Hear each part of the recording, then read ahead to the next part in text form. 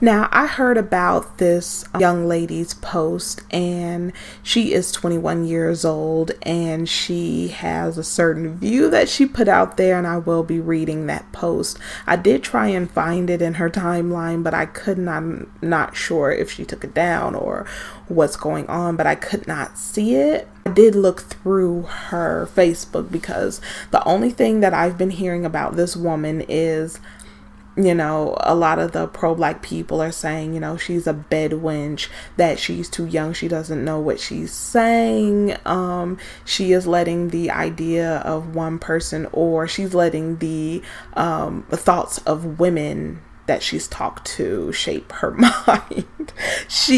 They're saying a lot of nasty, negative things about this young woman just because she's 21. She's an adult. She's 21 years old. She's not had all of the life experiences that she will have. Of course, when you get older, you get more experience, but she's had enough experiences, seen enough stuff to start drawing her conclusions, because pretty soon I'm sure she'll want to get married.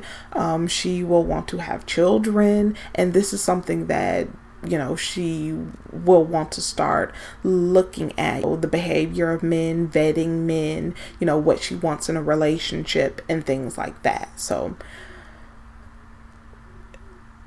people talking about her because of her age is disingenuous, and also the things that are being said about this young woman is disgusting, and people coming on this woman's page and talking about her, calling her these names. And like I said, coon, people, pro-black people who use coon and bedwench, and like I said, coon is a little less offensive, but it's still, I will not say it, because like I said, a lot of white people, they still use that word, and they also laugh at black people when they use words that were used against them by white people against each other.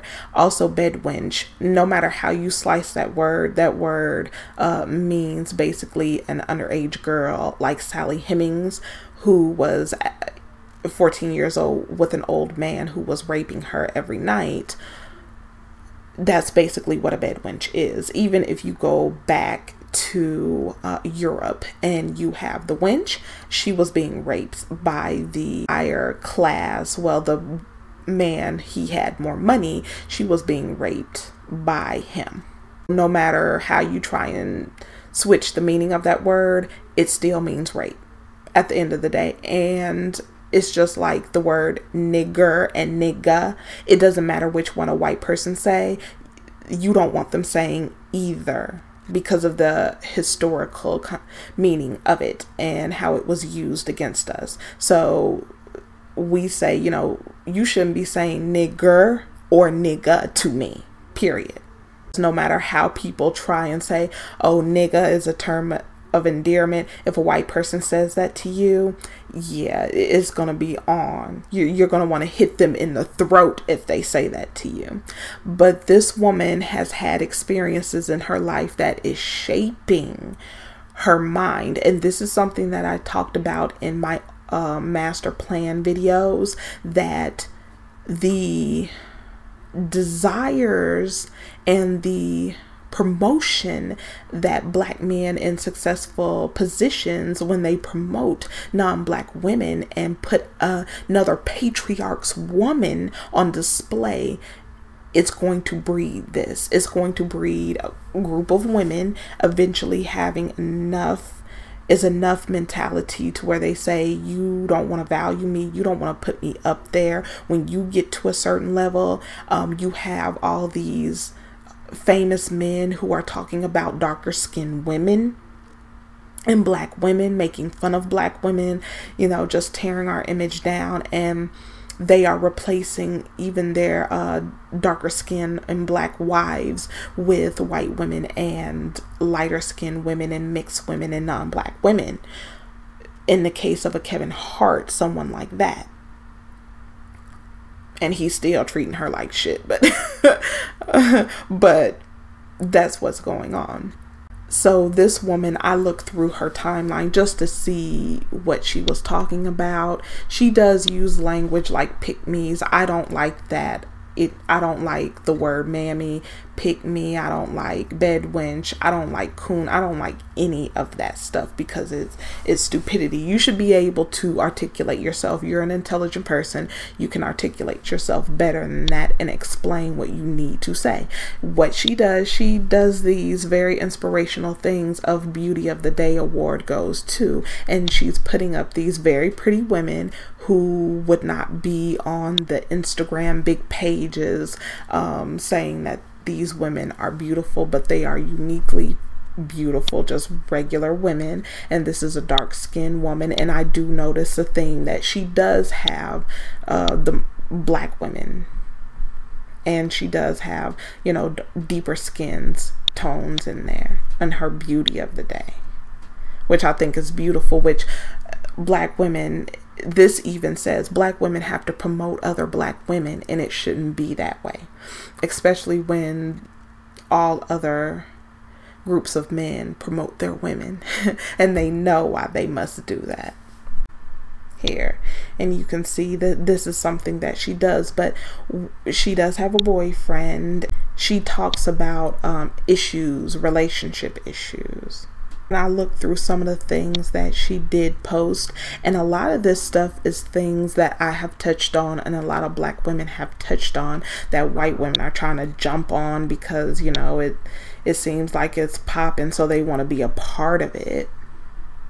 So this is who she promotes as her Beauty of the Day award that she does here on her page. And she talks about different issues, but I'm sure there's a lot of people who didn't even take the time to look down her timeline. She even talked about, having white women saying that her using Becky as a racial slur, and it's not a racial slur. She talks about a lot of different stuff. She's not bashing black men. I know when someone's bashing someone. But she just talks about a lot of the issues out there. She has some positivity on there. And she's also talking about the issues within the community. And then even this here, she's basically saying that. And I'm sure, just like me, there's been some black men on there. And I just got done with a video of a black man who was in his feelings. He was a Hebrew Israelite, and he was in his feelings about the Jolene post, and he was saying how black women had to die. And this is what it breeds. Those videos that I did concerning Tiffany Jolene and also black men who responded to her post and what they were saying and how they still talked about black women. They didn't even address Tiffany Jolene. They brought it back to black females and this violent, nasty hatred that you can hear in their articles that they post on their websites. And leave those videos in the description box of this one so you can see what she's saying, where that's coming from. Now I wanted to read her post here, and it says here, black men, I'm going to try my hardest to make sure I never end up pregnant by any of y'all. The way y'all treat the mothers of your children and even how y'all treat your family members when you have children has literally traumatized me to the point that I never want kids from y'all. Now, we know that a lot of in our community, a lot of children were raised in a single parent home. I was as well, me and my siblings. And I know quite a few people who were raised in a single parent home. I do know, I have a few friends that were raised with both parents who were married. But the majority of who I know, they were raised in a single parent home. That's a problem. It has dropped down to 60% because it was 70. It's down 60. With non-Black women, it's over 90%. So that's an issue. And basically, when she talks about the family members, I know someone who is going through that right now. When the child was questioned about, basically, did they have fun with their father? The child said they stayed in the house, and then the child was dropped over the family member's house for them to watch, even though this was supposed to be quality time with the father. And one thing that people will say, well, you should have picked another man. Basically, a lot of people pick men who are within their vicinity, who they meet on a daily basis. So to expect a woman to say, well, where I am, there's not a lot of eligibles for me. I'm going to uproot my life, quit my job, find another job, and move somewhere else just to find a man is not reasonable in any way. It's just not. There should be quality men out there to pick from, and people are saying that the pickings are slim, and nobody is picking on Black men, but Black women are saying this from their point of view because we basically grow up around Black men, majority date Black men, least likely to date outside our race. And so we're dealing with Black men. So that's why it's directed towards Black men. Because I personally know of some deadbeat white men and some deadbeat Mexican men, and I could go on and on and on. But basically, this is dealing with our community and the issues in our community, and we really shouldn't be looking outside our community trying to compare, say these people are doing it too, well these people are doing this. That has nothing to do with our community and the state of our community. And that's what's wrong with the Caucasian community. They're too busy keeping their eye on the Black community. They don't even see their community isn't burning in flames as I speak. But going on. And don't try to pin this on my dad, because although not perfect, he was an exception who actually raised me, and a lot of you Black men cannot say the same about yourselves. If you fit into one of these on the list, then I'm talking about you. Now, she is finna break down the type of man that she is talking about. So not once in this article did she ever say all Black men. She didn't even say her father. She is saying that she is getting a overabundance of these type of men that she's going to list. And the list is: 1, you are violent to the mother of your children, hitting her, raping her, threatening to hit her. And I have some I won't put their business out there, but I know some people, they grew up in that household with their mother being severely beat. And now they are repeating the cycle, being hit, getting a black eye, being threatened. 2, you are absent as a father altogether. You do not participate at all in your children's lives. That is a deadbeat. And in the Bible, it talks about men who do not take care of their families at all and calls them a name. I mean, you're supposed to be present in your children's lives. Now, these are the type of men she's listing what she's talking about. 3, You lie on your child's mother. And this is coming from a female perspective. Why? Because she is a black female. So she knows these issues that is going on with black women. Like a black man will know more of the issues that goes on with the dating practices and personalities of black women. So that's why this, to set up here and tell this woman, well, it's both genders or more races than that, is disingenuous to her post and what she's saying and her point of view. But it says, you lie on your child's mother, telling people that she keeps you away from her children when she is actually begging you to come see your children. I know of a situation like that where, yeah, this person had to hunt down the father and have the father see the children. And there's another one where the father actually wants to be involved. So I've seen both of those situations. Telling people that she is keeping your child when actually you abuse both her and the children, so she is forced to protect herself from you. Telling people that she is a bitter baby mama when she actually moved from you. Telling people that she is aggressive when she is actually very reasonable with you or literally afraid of you.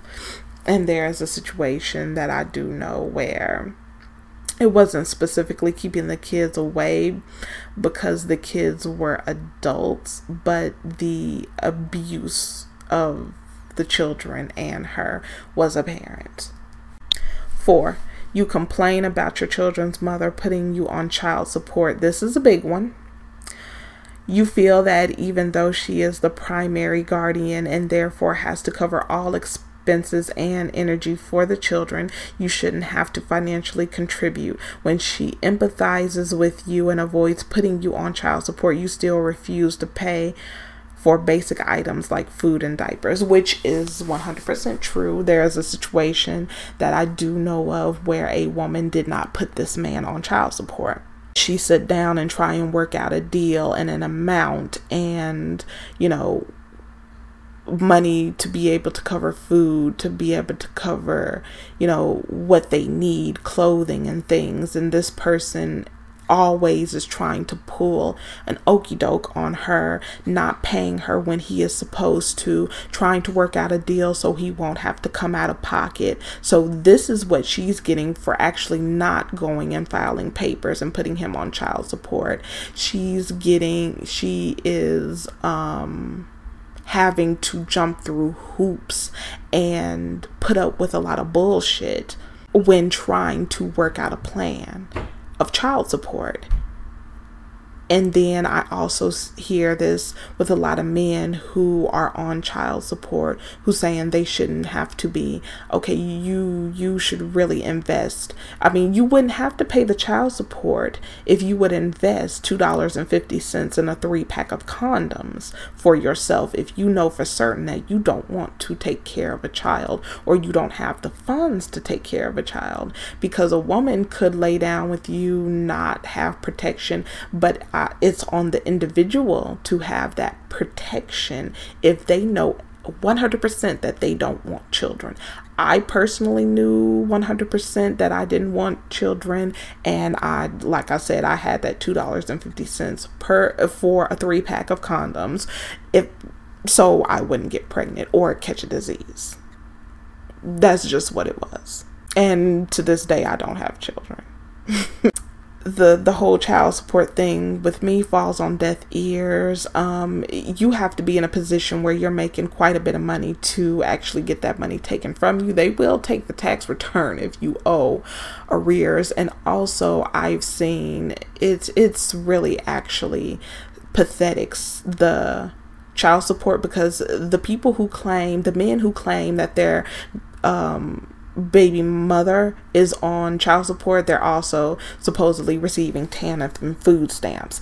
And the amount of money that is taken from these men, I've seen $7, $9, $5, $11, $12, $15 a month for child support. I've seen that.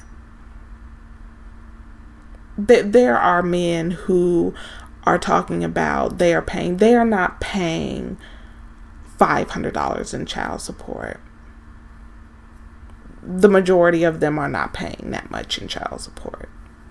So there is this complaining about child support. And like I said, if you didn't make a child, you wouldn't have to pay child support. You wouldn't even have to go through any of that. And all it takes is $2.50 in your local Walmart for a 3-pack. And that's why I say the majority of them who's crying about child support, I have slim sympathy, because I do believe a lot of them, they didn't take care of their reproductive health, and they're getting something out of it. There's a man who has several children by different women. He gets to rotate between these women. He does, and then he has one woman babysitting when he should be babysitting, and then he takes the children when he's supposed to babysit for that woman and send it to the other woman, because these women want their children to know who their sisters and brothers are. But on to number 5. You emotionally manipulate your family members. You throw a rage, feel fit about how you're exhausted raising children, so they will begin to babysit your children regularly for you, to make your family feel guilty if they can't watch your children for you, by telling them how you have nobody and everyone is fake. You pretend to be a victim to your child's mother so that your family will be on your side and against her. I totally 100% agree with that. I've been one who has babysat children where in my mind I'm thinking, okay, you two made these children. You two should be providing a way to take them to a place where they will babysit for your child, be able to pay a babysitter, and they expect you to do it for free. And the absentee father is not there. The parents of that man is not there to help. And then usually it's on the back of the woman and the woman's family, mother, grandmother, aunties, sisters, to help pick up that slack. So that's one thing that is true and that I have seen. And like I said, there is a situation where a young lady has a child by a man, and when he is supposed to be spending quality time with his son, he takes them to his mother's house.